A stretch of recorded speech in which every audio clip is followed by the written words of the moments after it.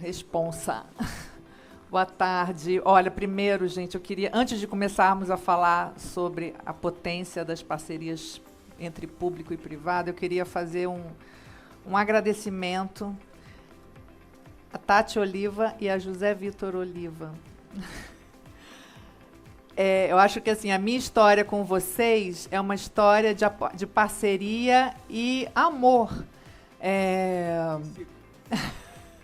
Eu sei. E é uma história que assim, eu me lembro do Zé, a primeira vez que eu fui almoçar com ele no Vecchio Torino, comemos um nhoque. Eu era diretora da revista Isto É Gente. E fomos falar de carnaval e tarará. E de repente eu passei a viver na casa deles. Era jantar para tudo quanto é lado e tal. Conheci a Tati através do Zé Vitor. Nossa, tanta história, Zé. Lembro de você me puxando para a gente fazer uma foto da Jennifer Lopez dentro do camarote número 1. Assim, coisas assim, incríveis. Ela pediu para eu ir. Então, ela pediu. Chama essa menina.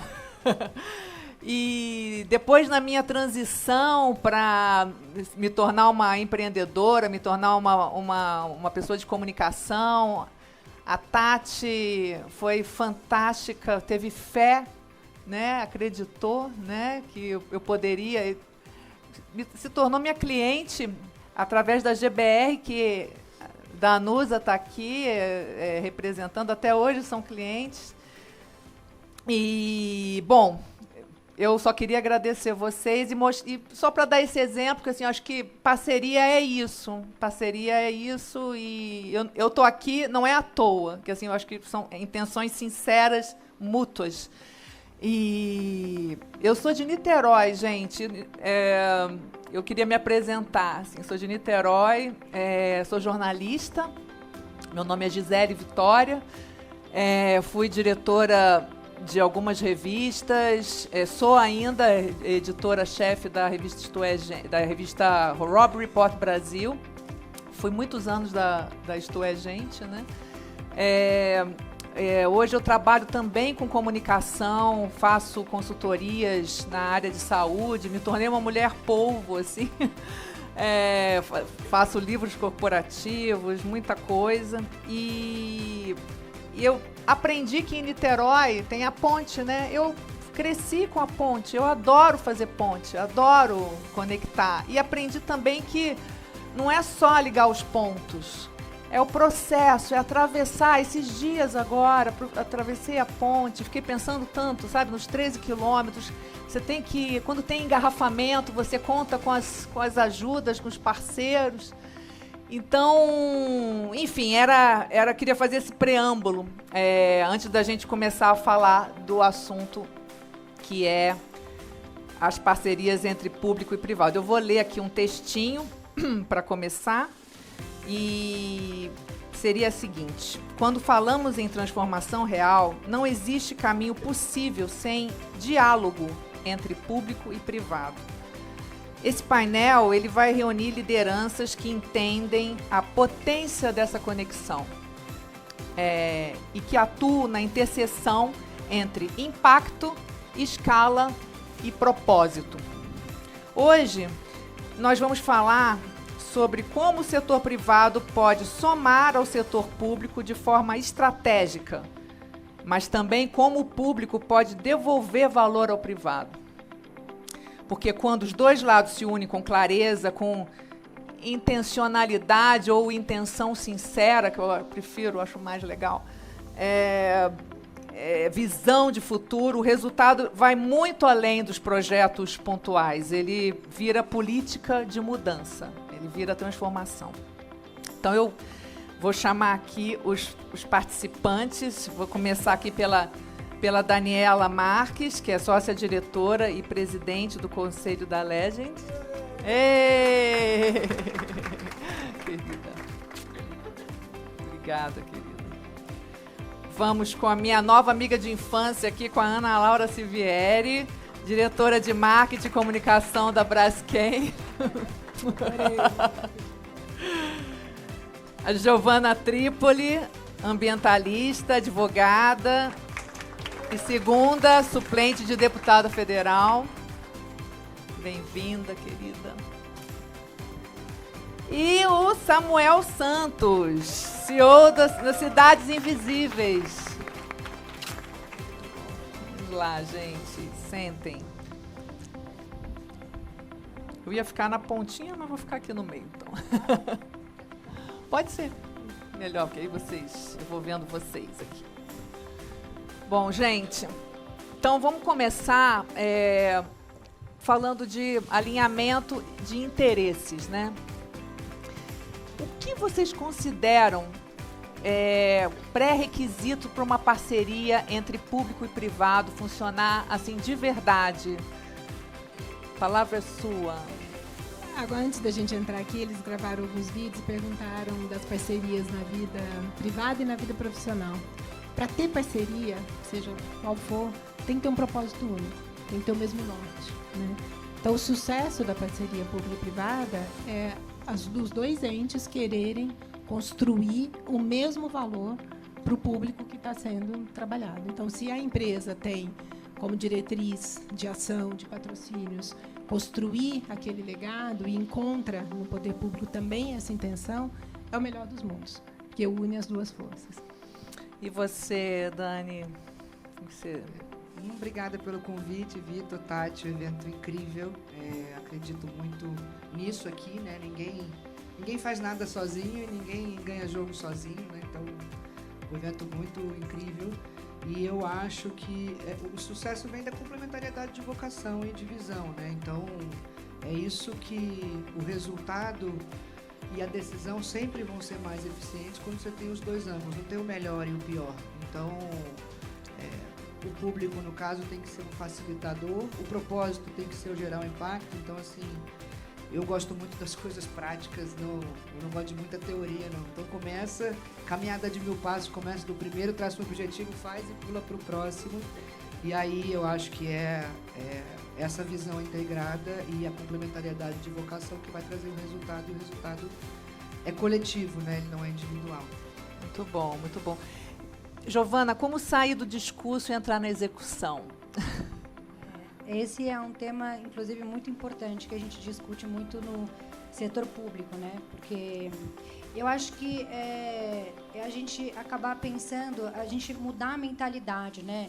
De, por exemplo, tem muito buraco nas ruas, né? O que a gente tem que fazer para... a gente acaba passando nas ruas, todo mundo vê, né, muitas ruas esburacadas. Eu acho que não é como é que a gente vai tapar esses buracos, mas sim o que está causando esses buracos, né? Eu acho que a gente tem que mudar um pouco essa mentalidade. E eu acho que para a gente acabar executando e não ficar só no diálogo, eu acho que a gente precisa de transparência, eu acho que a gente precisa de contratos claros, a gente precisa de regras claras. A gente não pode ter mudanças abruptas, né, de regras. Eu acho que isso gera uma insegurança jurídica absurda. E eu acho que o privado precisa ter essa segurança jurídica de que vai dar tudo certo para o lado dele também, né? Porque, como a gente estava falando aqui, eu acho que são dois lados e os dois têm que ganhar e convergir todo mundo para um bem comum. Perfeito. Samuel, você com a sua experiência, como fazer para o investimento privado gerar retorno, não apenas social, mas também para o próprio negócio? Como é que você trabalha? Oi, pessoal, boa tarde. Primeiro, agradecer, Tati, pelo convite. Eu aprendi com o meu filho e com a fotografia a enxergar as coisas mais simples. E cada vez mais eu tenho aprendido que a gentileza é um ato de sobrevivência. E desde sempre eu tenho sido recebido de uma forma muito gentil por todo mundo da Holding Club, então muito obrigado por isso. A gente acredita muito, na verdade, nas boas intenções daquilo que a gente está fazendo. Então, o Cidades Invisíveis, ele começou nesse primeiro passo.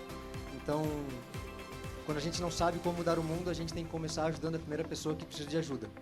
Então, eu comecei a fotografar em 2012 as favelas. E da fotografia eu vi que a fotografia me ensinou nesse grito de mostrar as injustiças sociais, a violência, da desigualdade, do que a gente tem que fazer e daquilo que a gente tem que mostrar para a gente fazer alguma coisa. E a minha primeira intenção, nessa verdade, foi de criar uma camiseta e vender essa camiseta para ajudar a primeira família que precisava de ajuda. Então a gente vem construindo, desde 2012, pequenos passos, mas que estão sendo cada vez mais fortalecidos por essas parcerias. Então, quando uma entidade, né, uma privada, uma empresa nos procura, é sempre a gente quer mostrar a verdade e a forma genuína do que a gente faz dentro das favelas. Com geração de oportunidades, com educação, cultura, esporte. E a gente vê os jovens, as crianças, as mães voltando a sonhar. E uma frase linda de alguém que estava aqui, acho que era Valente. Sérgio Valente. Esse rapaz, ele falou uma frase linda do Paulo Freire, né, do esperançar, né? Então acho que é isso, assim, dessa ação de fazer, de sair do sofá e começar a caminhada. E então acho que é esse valor que o Cidades Invisíveis está gerando para as empresas, é esse valor de que a gente é capaz, nessa pequena, grande equipe que a gente tem, de transformar essas micro-realidades dentro das favelas, de fazer esses jovens sonharem, de fazer eles voltarem a acreditar e de mudar a vida de famílias, né? Porque a pobreza e a desigualdade social, ela indiretamente vai estar sempre batendo na nossa porta, de um jeito ou de outro. Então, é muito essa questão de enxergar o outro como extensão de nós mesmos, né? Então, acho que a nossa busca pela igualdade é isso, da gente ver o outro como a minha extensão. Então, a dor do outro também é a minha dor e a alegria do outro também é a minha alegria. Então, acho que quando uma empresa se procura pelas cidades, quando a gente faz essa conexão, é para isso, sim, é para transformação e impacto social de verdade. Muito bom. Ana Laura, queria que a gente conversou um pouquinho antes e você contou um pouco desse projeto tão importante e gigante, né, da parceria público-privada com o Parque do Ibirapuera. Conta um pouco como é que é o desafio de, sendo a Braskem uma produtora de plástico, trabalhar justamente para que o plástico esteja no lugar certo. Nossa, a conversa foi tão boa que a gente virou amiga de infância. Foi. Na verdade, assim, a Braskem produz insumos básicos e resinas termoplásticas, polipropileno, polietileno e PVC. E a gente sabe da questão do impacto do plástico quando ele não é direcionado para o local certo, né? Quando ele não é direcionado para reciclagem. E a gente fez uma evolução da nossa plataforma de patrocínios, onde a gente falava muito do olhar para o futuro, dos desafios, novas formas de ver o mundo, para convidar as pessoas para repensar a função dela na economia circular, né? Como é que eu, como cidadão, posso ajudar que os resíduos cheguem no lugar que eles devem chegar. Então, a gente foi estudar como é que a gente estabelecia esse diálogo de uma forma legal, de uma forma gostosa. Porque eu chegar para as pessoas e falar, você tem que consumir direito, descartar correto, parece que eu estou passando um problema para eles, né? E não convidando eles para estar junto comigo, para fechar esse ciclo da economia. E aí a gente viu que em momentos de lazer, as pessoas estão mais abertas a viver novas experiências, né? E aonde momentos de lazer, as pessoas estão consumindo itens de plástico. Então, a gente chegou nos parques, praias e eventos musicais. São esses 3 lugares onde a gente entendeu como uma arena, né? Um lugar para estabelecer essas experiências. Então, o mais simbólico dos parques, o Parque do Ibirapuera, foi logo que a URB, né, a concessão público-privada, tinha acontecido. Eles têm como objetivo ser um dos parques mais sustentáveis do mundo, por isso que eu comentei que a parceria tem que ser dos 2 lados, né? Nós temos como objetivo trazer educação ambiental. Eles têm como objetivo, têm como meta e estão caminhando para isso, ser um dos parques mais sustentáveis no mundo. Então, o casamento foi automático. Eles precisavam de alguém que ajudasse a entender como gerenciar os resíduos e viabilizar a gestão dos resíduos. E a gente queria um lugar onde a gente pudesse dialogar com as pessoas. Então, o casamento foi perfeito. O parque tinha um problema que as lixeiras eram inadequadas, vocês devem lembrar, uns sacos de lixo que voavam, os macaquinhos entravam e só tinha coco dentro, então misturava tudo. Não tinha um lugar para separação desses lixos de destinação correta, e eles tinham como objetivo ser aterro zero até 2025, final de 2024. O objetivo deles. Isso a gente começou a conversar em 2021, por aí. Bom, com a nossa parceria, o que a gente fez? Primeiro, a gente redesenhou todas as lixeiras do parque junto com eles. Então, se vocês repararem, todas as lixeiras agora já têm 3 anos, mas eram novas. Então, elas têm um desenho onde o macaquinho não pode entrar, não consegue acessar para rasgar o saquinho. O coco não consegue ser jogado ali, tem um lugar certo para colocar o coco. E fizemos uma central de triagem que fica perto lá do Portão 2, onde todo o resíduo do parque, gente, é o resíduo orgânico, o seco, os galhos, as folhas e os cocos, tudo que é consumido ou descartado no parque. É levado para essa central e a central já separa. Então, a gente tem ali os contêineres, então separa. O orgânico vai para a compostagem, o resíduo seco vai para a reciclagem, o coco vai para o tratamento e para um beneficiamento, para gerar outras coisas, e os galhos e as folhas para outro determinado lugar. Então, você já sai do parque com tudo determinado, com parcerias estabelecidas com cooperativas e centros que fazem esses processamentos, garantindo o aterro zero. Então, o parque antecipou a meta dele 1 ano e meio. Então, o que era para ser no final de 2024, a gente conseguiu fazer isso no meio de 23. Nossa, fantástico. Bom, Dani, pensando um pouco em como transformar essa política, a política como ponte, né? Como que você acha, na sua visão, que é possível garantir que a política seja meio e não fim nessa articulação de parcerias? Assim? Só vou voltar um pouco aqui para as pessoas entenderem. Eu hoje sou sócia da LED, minha carreira no mercado financeiro, mas tive o privilégio de fazer uma pausa e me doar um pouco na vida pública. Então, me juntei à equipe do ministro Paulo Guedes. Trabalhei 4 anos em Brasília como uma articuladora das políticas públicas do Ministério da Economia. E a economia é uma via de mão única, né? Não tem partido, não tem time, não tem nada. Eu falo que $1 é $1, né? Não importa se você prefere o bolso direito ou esquerdo, é $1, ainda assim. E fui presidente da Caixa Econômica, que é um banco de capilaridade nacional e que tem uma vocação social muito forte. Então, isso transforma a sua mentalidade, assim como o Samuca. Eu estava com a minha vida resolvida no Rio de Janeiro, numa gestora, morando de frente para a praia, num lugar de privilégio que estamos, que é único, e me tirei da zona de conforto, peguei meu filho com 4 anos e fui sozinho para Brasília. Meu pai achou que eu tinha ficado maluca.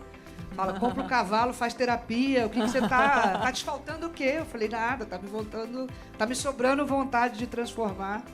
E eu fui, numa aventura, ainda tivemos enfrentamento à pandemia e um negócio, eu vivi coisas que aos 38 anos eu nunca achei que eu fosse viver em termos da história do país, mas aprendi muito. Então, é um privilégio você estar lá e eu acho que todos deviam se doar um pouco, Vitor, para a vida pública, contribuir conhecimento e eu conversava com o Samuca que eu saí. E hoje o maior ativo que eu tenho para doar é o meu conhecimento e o meu tempo.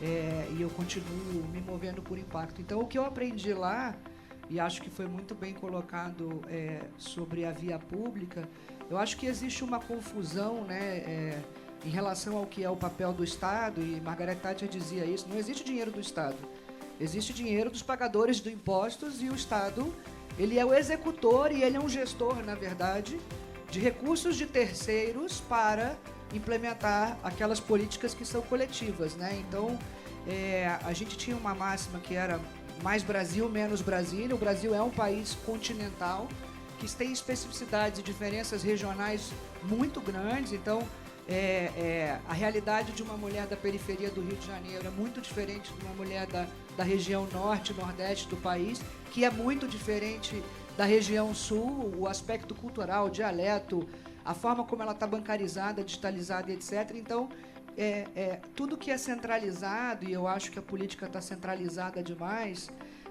nesse sentido de construir as parcerias e do pensamento coletivo, não existe um super presidente da República ou 500 super deputados que dão conta de endereçar a partir de Brasília as realidades locais e os problemas locais de um país continental como o Brasil. Então, assim, eu acho que o Estado tem que ser meio, não tem que ser fim, e isso está muito colocado. O Estado tem que ser um provedor de segurança jurídica e de capital para gerar oportunidade semente, Mas o mercado tem que resolver as coisas. As pessoas querem construir dignidade, ainda que, por exemplo, o Estado apoie num programa social que dá o primeiro passo, mas tem que gerar oportunidade para que aquela pessoa construa e se insira no mercado e construa independência, dignidade e prosperidade para si e para sua família. Então, é através do conhecimento da economia que você gera isso. E o Estado tem que ser um pulso e um facilitador e não um dificultador. Então, assim, o Brasil é um país burocrático demais, muito burocrático. Ainda que se tenham sido feitos alguns avanços para destravar, né? Hoje você abre uma MEI em 24 horas, você tem uma plataforma de governo que é digital, você não precisa ir em 500 agências. Antes, para você abrir uma empresa de manicure, você tinha que passar em 5 casinhas diferentes. Aí a gente tinha 6 documentos, né? CPF, identidade, carteira de trabalho, 8 números. Agora o seu filho nasce e o CPF dele já é a certidão de nascimento, que vai ser a identidade, que vai ser o documento. E eu acho que é um pouco dessa... A visão de Estado, ela tem que vir para transformar e para facilitar e não para ser um fim em si, né? E aí, com mais descentralizado e construído a nível local, e aí a nível local, quem são os veículos de Estado que têm capilaridade? A Caixa Econômica é uma, o Sebrae, o Sistema S é outro. Então, máquinas públicas e privadas que têm essa capilaridade para você distribuir as boas práticas, mas elas têm que ser descentralizadas, porque senão você não atinge, né? E quando as comunidades se unem, isso acontece. Então, eu sou muito da lógica do mais Brasil, menos Brasília, sabe? Muito bom. Giovana... Opa! Isso aí. Giovana, a gente estava falando um pouco sobre a importância da segurança jurídica, né, para viabilizar as parcerias e tudo. Como é que você acha, como é que você acredita que o Legislativo pode melhorar os ambientes e torná-los mais seguros para que o setor privado possa estar mais proativo nessa troca, né? Então, como a gente conversou antes, eu acho que ainda existe muito essa mentalidade de o Estado é provedor de tudo e o privado somente visa o lucro, né? E eu acho que, na verdade, a gente tem que convergir de novo para um bem comum. Eu acho que regras claras, diálogo, menos letras minúsculas, né? Eu acho que essa demora em tomada de decisão é uma coisa que deixa o setor privado inseguro, mudanças abruptas também, né? Uma hora pode isso, outra hora não pode, essa empresa conseguiu isso. Então, eu acho que, assim, através do diálogo e parceria, vocês estavam conversando agora sobre a questão da PPP, né, do Parque Ibirapuera. Nós fizemos em 2011, não foi uma PPP, mas foi um convênio e o que não deixa de ser uma parceria. Nós fizemos o primeiro hospital público veterinário do mundo. Não existia hospital público veterinário público. Então, as pessoas de baixa renda, elas não tinham para onde levar os seus animais. Seus animais ficavam doentes, clínica veterinária é cara. O que elas faziam? Levavam os animais de volta para casa para morrer. Então, o que a gente fez? A gente juntou o público com o privado, porque eu acho que juntos, como o Tati fala bem, juntos somos mais fortes. O setor público não tinha condição de fazer tudo isso sozinho. O setor privado, ele tinha que despender um aporte financeiro muito grande, que para ele não compensava. E eu acho que a gente, né, dialogando bastante, a gente chegou a uma conclusão de que o setor público, que na época era a prefeitura, né, de São Paulo, vamos fazer esse convênio, a gente consegue doar, né, a gente consegue dar o local, e a Anclivepa, que é uma associação onde tem muitos veterinários, faculdade veterinária, pessoas dispostas, né, a fazer tratamento aos animais, eles fazem a manutenção e a administração desses hospitais públicos veterinários. Bom, foi um sucesso, nós temos hoje 4 hospitais públicos veterinários no município de São Paulo. E os animais, né, que vinham de famílias de baixa renda, hoje eles podem ser tratados, e isso trouxe dignidade para os seus tutores. Então, eu acho que também é a gente pensar num todo, né? Você estava falando de tá tudo interligado. Eu acho que quando a gente fala da questão de saúde, acho que a gente tem que pensar que a questão da saúde também pode estar ligada à questão de saneamento. Eu acho que a gente tem que sempre estar dialogando para tentar achar onde é que está o gargalo nessas questões e dentro do setor público. E eu acho que sempre chamar o setor privado, por que não? Setor privado extremamente capacitado, empresas afim de estar junto com o setor público. Eu acho que se a gente juntar essas forças, empresas que têm o know-how, o setor público ele pode oferecer, de repente, um terreno, um hospital que está desligado e ter uma empresa que está afim de ir ali fazer a administração, a manutenção. Eles têm os profissionais capacitados. Eu acho que capacitação também, o setor privado pode prover isso para o setor público. Eu acho que o porquê não. Então, eu acho que quando a Tati falou de chamar para falar dessa questão do público e do privado, eu acho importantíssimo, porque a política ela tem que ser usada como instrumento e não como palco para interesse particular. Sim. Muito bom, muito bom. Samuel, fala sobre a sua percepção disso tudo, assim, um pouco das barreiras também. Eu acho que é um pouco a gente olhar para as dificuldades burocráticas, tudo isso. Como você enxerga? Bom, eu sempre falo de um lugar que eu já me considero privilegiado pela própria condição da minha existência e de ser filho de classe média e da minha cor. Então, as barreiras que eu enfrento, elas são mínimas comparadas às barreiras de pessoas periféricas e que não têm essa condição de estar nesse lugar. Então, hoje, aonde que a gente encontra a nossa dificuldade de crescimento é sempre o teto de recurso público, né? Se hoje a gente atende, nos Cidades Invisíveis, 600 pessoas, entre crianças, jovens e adolescentes, a nossa barreira é recaptação de recursos, né? A gente encontrou a arte como um mecanismo de transformação social desde que eu comecei com Cidades Invisíveis. Então, a partir da própria fotografia e das artes plásticas, a gente leva isso tanto com o nosso leilão de obras de arte, mas também levando arte para a comunidade. Então, a gente ressignifica espaços públicos periféricos abandonados com arte, ações de sustentabilidade ambiental, colocação de Wi-Fi, que é isso porque quando a gente vive numa favela e conhece essa realidade, muita gente não quer sair da favela. As pessoas nasceram lá, os pais moram lá, os tios, os avós, mas é um sentimento de pertencimento àquele lugar que elas merecem ter, né? E acesso à cultura, acesso à educação, acesso ao esporte dentro da favela. O que na legislação brasileira chama de direito à cidade, né? Então, o direito à cidade que eu tenho, que a gente tem, é estender isso às pessoas que moram dentro das periferias. E para a gente alcançar mais, a gente tem que ter mais recurso para desenvolver, para pagar os oficineiros, educadores, coordenadores. E a arte é, para a gente, esse instrumento de transformação.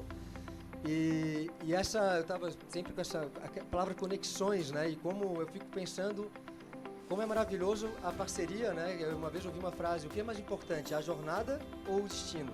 E eu sempre pensei que a jornada é mais importante que o destino, porque na jornada é que tu vai ver, que tu vai enxergar, que tu vai aprender, que tu vai sorrir, que tu vai chorar. Até que um dia eu li num livro que me fez pensar muito, que não é nenhum dos dois, e que o que importa não é nem a jornada e nem o destino, é a companhia. São as pessoas que estão contigo nesse caminhar. E essas pessoas que estão comigo são as conexões verdadeiras que se tornam parcerias. Então, em 2018, somos ainda pequenos, como entidade, como organização de impacto social. Depois, olhem, Cidades Invisíveis Oficial, no nosso Instagram. Em 2018, a Tayla Ayala, minha amiga, madrinha do Cidades Invisíveis, falou: vamos fazer um leilão de obras de arte? Em parceria com um galerista aqui, Luiz Maluf, em São Paulo? Vamos. Fizemos esse evento, arrecadamos R$58 mil. E nesse evento, eu lembro como ontem, porque a gente acabou de fazer um maior aqui em São Paulo na semana passada, e que eu chorei emocionado, e a Tayla chorou emocionada no final desse evento, porque nós sabíamos o que isso ia impactar com R$58 mil. Semana passada, só a nossa 7ª edição do leilão, no Roosevelt, aqui em São Paulo, a gente arrecadou R$4 milhões. Mas e o mais lindo disso, e eu acho que eu vi pessoas hipersensíveis e hiperinteligentes aqui nos painéis. Me conecto com várias pessoas em termos de ideais e de valores de mundo. Mas acho que o mais me aproxima dessas pessoas, assim, é do agir com o coração. É o amor, assim, é o amor e a paixão de fazer, de continuar fazendo. E da mesma forma que eu chorei e me emocionei em 2018, eu chorei e me emocionei em 2025. Independente se foi R$58.000 ou de R$4 milhões. Porque eu sei que se a gente mudar a vida de uma pessoa, já fez tudo valer a pena. Eu quero que essas pessoas tenham as mesmas oportunidades que eu tive. Eu vi com meus próprios olhos pessoas passarem fome. Jardim Gramacho, Baixada Fluminense, que é uma das regiões mais pobres do Brasil, é desesperador tu entrar lá. Porque uma coisa é tu ver uma fotografia, um vídeo da pobreza. Outra coisa é tu colocar o pé dentro de um barraco desse e tu saber que tem uma criança, um recém-nascido naquele berço que não vai ter onde tomar banho, que não vai ter o que comer.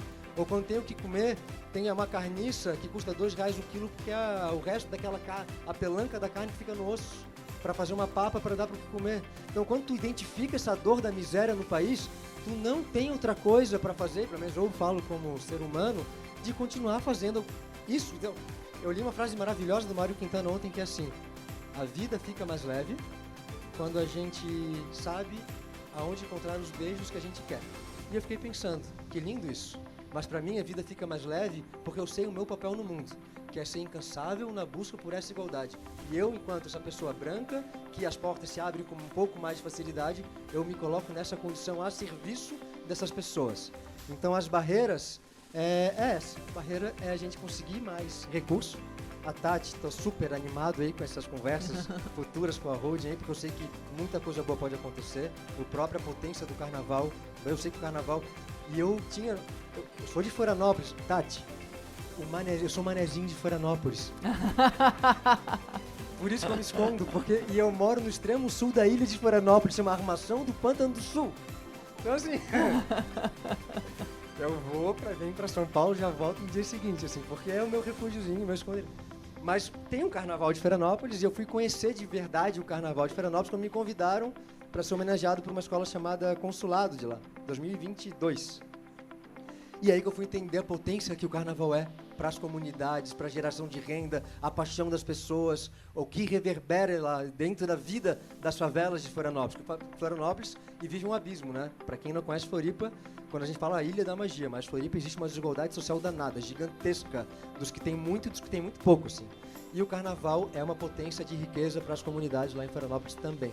Então estou super animado aí para essa quantidade de riqueza de transformação social. Ah, muito legal. Deixa eu até pegar carona nessa história do Sul.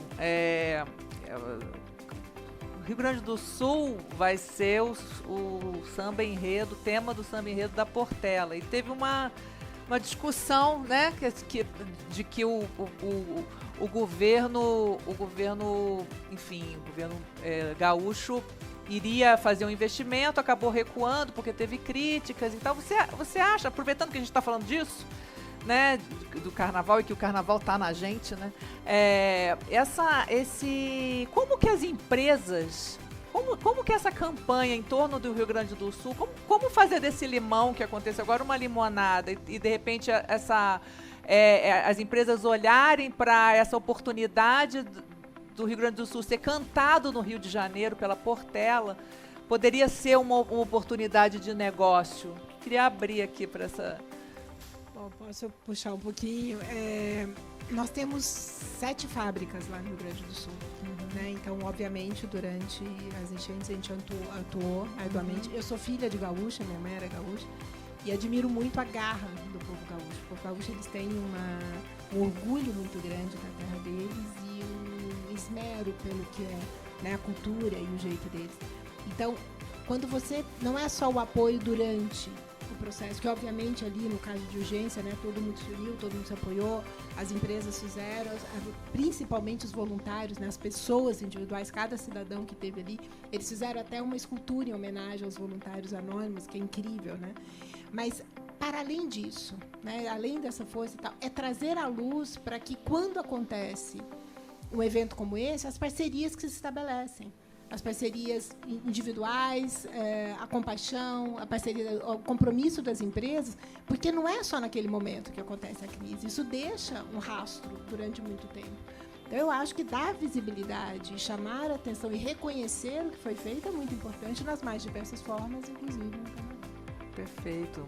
Só complementar Claro. sobre porque na primeira enchente que teve no Rio Grande do Sul, eu fui até lá em missão e é exatamente isso, assim, eu acho que esse é o que é lindo, porque no fim é sobre pessoas, né? A gente faz guerra e faz amor todos os dias, né? A gente tem essa capacidade de amar e de se odiar constantemente, luz e sombra toda hora. Mas tem uma coisa que é linda do ser humano, que é esse sentimento de comoção e de abundância de solidariedade quando tem essas catástrofes ambientais e humanitárias. E quando eu cheguei lá, para quem conhece Porto Alegre, em volta ali do estádio do Grêmio, que é a Arena, tem uma comunidade, fica em torno de comunidade ali, fica Farrapos, Humaitá. E eu lembro com clareza, assim, né, que a água já tinha descido nessa comunidade, e tinha, assim, um cavalo morto, assim, dentro de uma casa, porque ele ficou entre uma cercado, assim, já todo podre, assim, aquele animal. E aí, aquelas marcações das águas que subiu mais de 2 metros na comunidade. Todos os móveis, né, na frente dos barracos. E o que eles falavam, né, a luz não está sobre nós mais. Porque as pessoas pararam de olhar pra gente, mais uma vez. Né? Então, essa invisibilidade social. Bom que teve uma comoção incrível, enquanto até eu lembro que na época não tinha como, só se falava sobre a questão do Rio Grande do Sul e só se postava sobre o Rio Grande do Sul, então tu até ficava constrangido em não falar sobre aquilo, não postar algo diferente do que estava acontecendo no Rio Grande do Sul, porque ia te colocar como alienado da realidade. Mas depois que passa, o holofote tem que mudar o roteiro do nosso dia a dia, as ajudas cessaram lá. E mais do que isso, é saber como atingir impacto social, porque ajuda humanitária não é eu, Samuca, chegar lá com uma cesta básica para doar ou as roupas. Petrópolis, no Rio de Janeiro, que é um caso clássico que acontece, né? Dali tem muito deslizamento.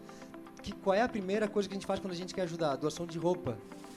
As pessoas não têm o que fazer com as roupas, vira um problema social e ambiental o excesso de roupas. As pessoas não precisam, de forma geral, numa comunidade, receber mais roupas. Elas não têm aonde colocar. E aí a Justiça do Rio de Janeiro mandou incinerar toneladas de roupa em Petrópolis depois daquela gente. Então, é saber como fazer, saber como agir, saber, no começo, vamos resgatar os sobreviventes, vamos ver quem que precisa, para depois pensar em impacto social. Então, para ter uma ação é recorrência. E eu acho que entra numa parceria sólida de recorrência. Porque essa ação de voluntariado, de abundância, ela é incrível e realmente mitiga a fome, o frio, mas ela não transforma. Né? Então o Rio Grande do Sul de novo ficou debaixo d'água, Matias Velho, Canoas, Porto Alegre, regiões de Porto Alegre estão debaixo d'água de novo e não tiveram políticas públicas suficientes para dar conta desse problema. Né? Porque é isso, é continuar dando holofote, porque o problema social continua, senão vai sempre enxugar gelo. E justamente como sair da lógica da ação pontual para partir para soluções que sejam perenes, sistêmicas. O que você acha? Aí criar política de Estado, né? E você desenha a política e centraliza. Então, vou te dar um exemplo assim, de impacto que eu vivi. Quando a gente desenhou o projeto, que foi liderado pelo ministro Paulo Guedes, ele chamava o Caminho da Prosperidade. O que era o Caminho da Prosperidade? Você dá o apoio social, que é o primeiro degrau de renda, depois você digitaliza o cidadão, bancariza e insere nos mercados. E aí ele tem condição de voar sozinho e tem que ter a dignidade de voar sozinho. Então, o que liberta é o conhecimento e a independência financeira, né? E é isso que você tem que prover, conhecimento. E aí, nesse caminho, que era a plataforma de governo digital era um passo, né, vamos digitalizar, inspirado num programa indiano chamado Indiastech, que bancarizou 1 bilhão de indianos, e eu tive a oportunidade de me reunir com os indianos e a gente se inspirar. Quando veio a pandemia, ela fez uma curva forçada, porque a gente já estava com a plataforma no ar, da GovBR, só que quando foi aprovado a política do auxílio emergencial, que era o voucher, né, e a gente pensava...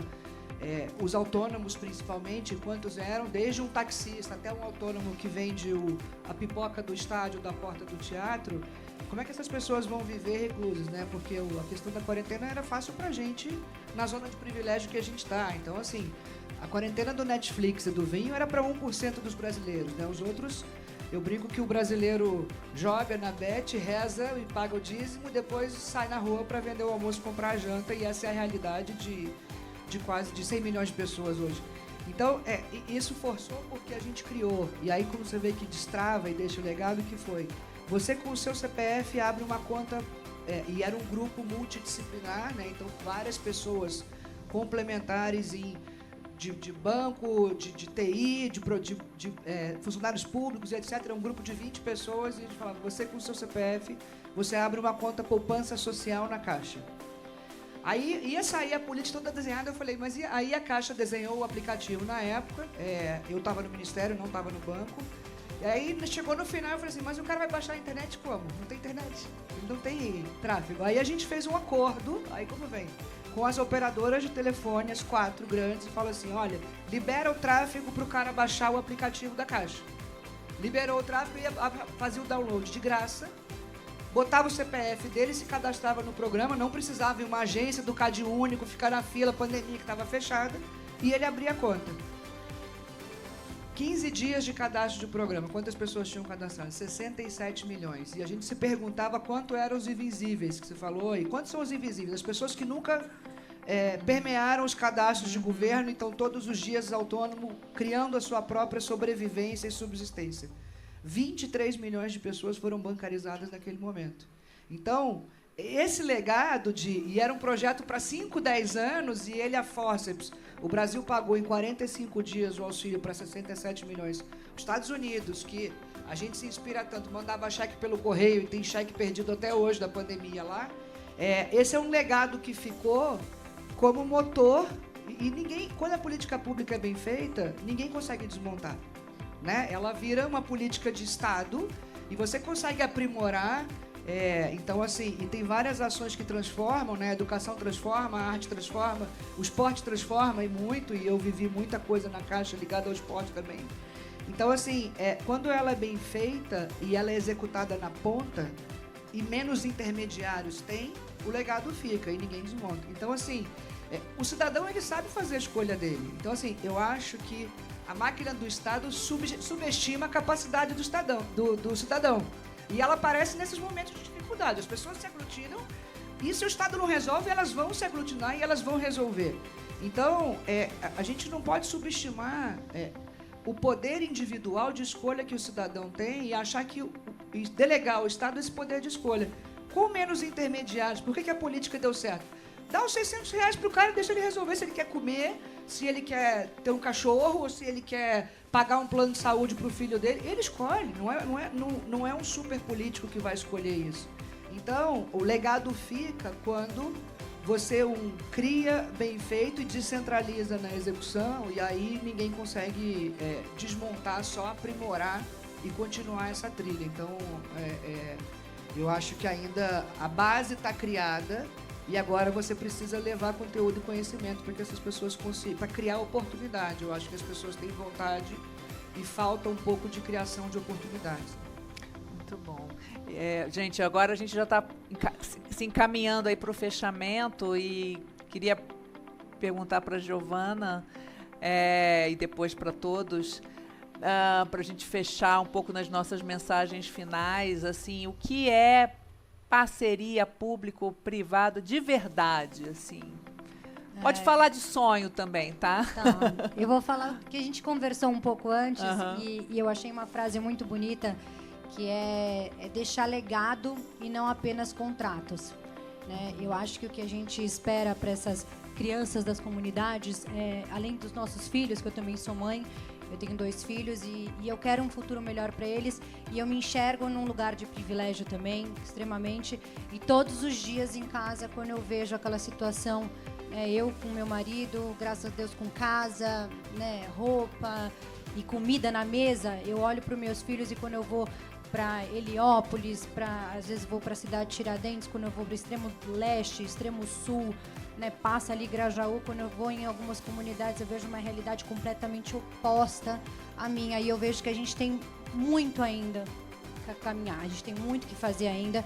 Então eu acho que a gente realmente deixar um legado, deixar oportunidade para essas crianças, para elas poderem estudar, deixar lugares seguros para elas, né? Porque hoje a gente vê muitas crianças vulneráveis, que elas são o futuro. Então, eu faço um trabalho também com a primeira infância, onde eu penso, eles são o futuro. E o que eu acho que nós, né, políticos, devemos pensar é usar a política como instrumento para a gente mudar a realidade e pensar num futuro que a gente tenha bons resultados e colha bons frutos.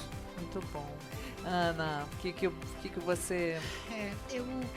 Meu sonho é não ter o limite dos 4 anos, né, de governo. Então, muitos projetos acontecem durante os 4 anos, depois param. Ou das empresas que olhem projetos sociais como alavancagem de marca e não como compromisso social.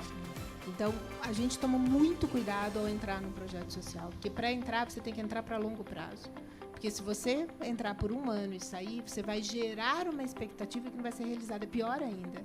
Então, o compromisso das pessoas que vão fazer de olhar aquilo como um legado de longo prazo. Não pode ser pelo ciclo do governo e não pode ser por um ciclo de interesse apenas de uma ativação de marca.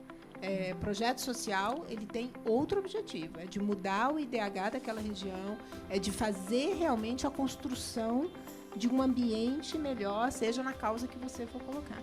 Então, meu olhar, meu pedido é sempre esse, para um olhar de longo prazo e não para um olhar de uma gestão do governo ou para apenas uma ativação de curto prazo. Muito bom. Dani, suas considerações, o que é uma parceria de verdade público-privada? Eu acho que o público-privado é se articular para focar em resultado, né? Eu gosto do resultado. Então, cria um objeto quando você trabalha o social para transformar e construir a rampa, né, da dignidade, no final é um ciclo virtuoso que se alimenta, que você... O Brasil é um país de sociedade de consumo em massa, né, um país de mais de 200 milhões de habitantes. Então, a hora que você transforma o social e você constrói ali a prosperidade, no final, você está aumentando o seu próprio público consumidor e isso se transforma em oportunidade, mas também em renda e negócio. Então, se você coloca essa máquina para girar nesse sentido, não só ou para fortalecer os partidos políticos ou para fortalecer as máquinas, e no final o resultado é nenhum, né? Eu me envolvi muito na questão do enfrentamento ao abuso infantil, que é um tema árido, ninguém queira falar, e eu falava, cadê as grandes empresas e aonde estão atuando, enquanto a cada hora 4 meninas são abusadas no Brasil, e fiz uma articulação de 250 empresas levando informação e conhecimento na ponta. Aí que a coisa acontece. Então eu acho que o foco tem que ser no resultado. Samuel, fechando aí, Samuel, assim, como que você enxerga essa parceria público-privado de verdade, sem que a gente esteja falando inocentemente, sabe? Assim, acho que um pouco trazendo verdade nesse sonho, mas também de forma prática, entendendo os desafios que não são poucos, né?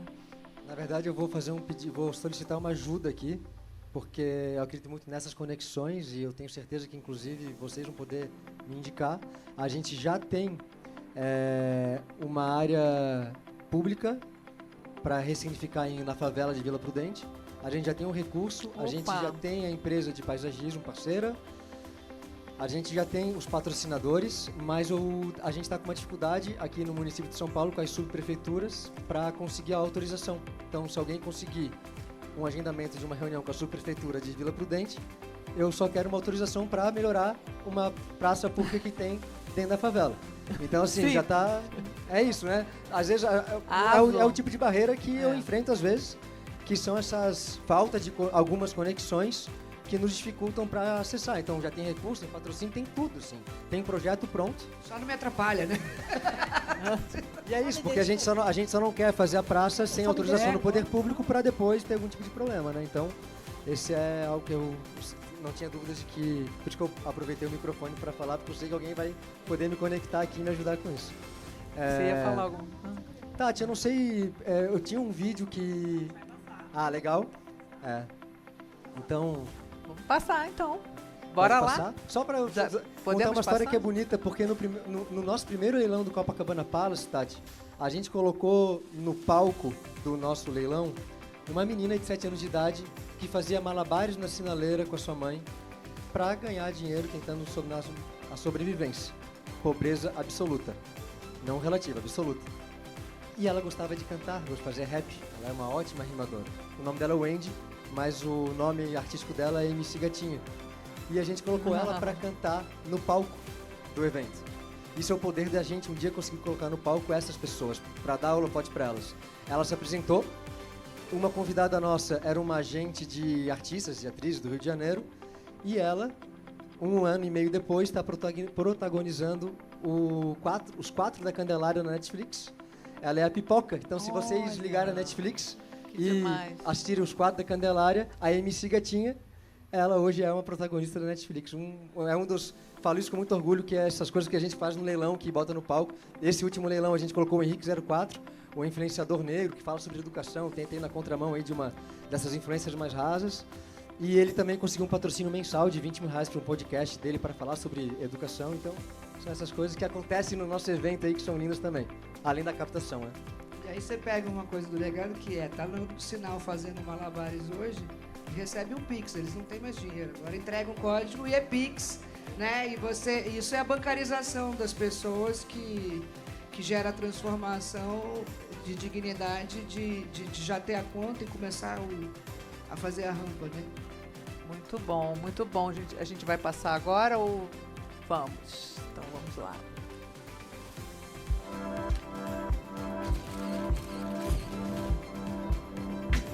Que honra é estar na 7ª edição do leilão de beneficência da cidade da Igreja.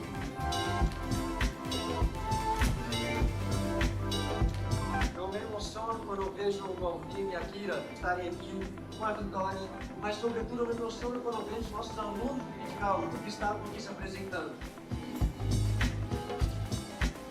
Que Deus nos abençoe nessa noite tão incrível que trará para a história da educação.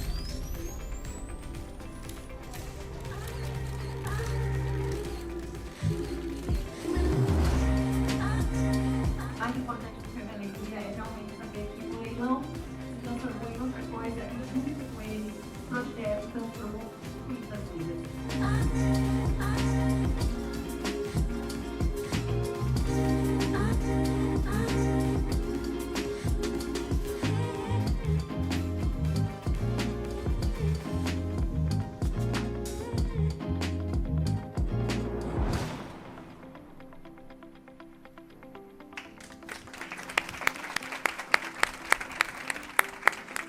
Muito obrigada, gente. Olha, parceria é união e união, como diz minha tia Rutinha, faz a força. Obrigada, gente. Obrigada.